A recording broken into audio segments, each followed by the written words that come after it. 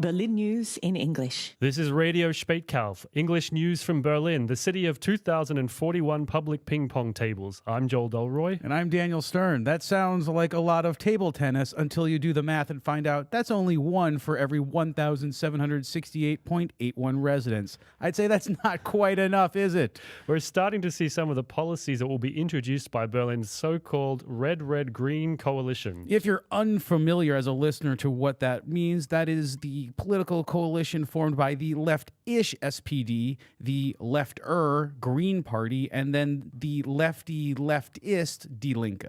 Here's some of the things they're going to do over the next 5 years. Unter den Linden will be closed to most traffic and become a giant pedestrian zone all the way from Museum Insel to Brandenburger Tor. Great. I've always had so much trouble walking there because the cars were in the way. No, I'm sure that'll be a very nice tourist attraction. I did notice that they're doing that in my neighborhood as well, in the Bergman Kiez.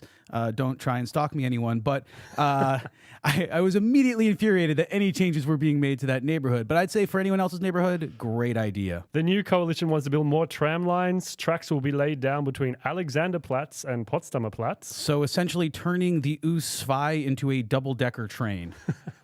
Another tram will run from Grünen Park in Schöneberg to Rathaus Stieglitz and from Turmstraße in Mauerbit to Meerendorfplatz in Charlottenburg. Okay, I kind of vaguely know where those places are, and I assume that someone would like to go between them. What else have we got? There's a pretty big one, a tram from Warschaustraße to Hermannplatz in Neukölln, going over the Oberbaumbrücke and most likely through Görlitzer Park. That's amazing. So essentially extending the already infamous party tram across two more party neighborhoods.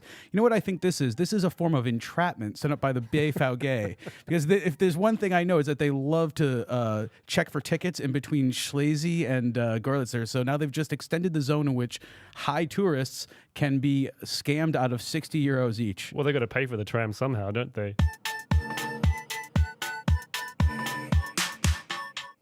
And speaking of Görlitzer Park, 2 years ago, the former Justice Senator Frank Henkel initiated a zero-tolerance zone against marijuana in Görli. Well, Henkel has been voted out, and the Red-Red-Green coalition will end his policy. That's great, replacing a policy that did nothing with the policy of doing nothing. And the new coalition also wants to open 3 apothekes to dispense legal marijuana. So if you're wondering how that affects you at home, that means that you have to start figuring out a diagnosis with mild symptoms that you can fake. Before we go, the Berlin Zoo has 2 new polar bear cubs. Oh, that's very wonderful. World news has me feeling very stressed out, and there's nothing that could really cheer me up like 2 adorable white little new Knutes. Well, before you get too excited, Dan, they've actually only got about a 50% survival chance over the next few weeks. Well, that's wonderful. All my happiness once again dependent upon a coin flip that is totally out of my control. That's all for this short edition of Radio Spätkauf. If you want to hear more Berlin news, come along to our live recording of a 1-hour show on Sunday, November 20, 6 p.m. at the Comedy Cafe Berlin in Weserstraße. This has been Radio Spätkauf, and we're brought to you by RadioEins, Berlin's public broadcaster.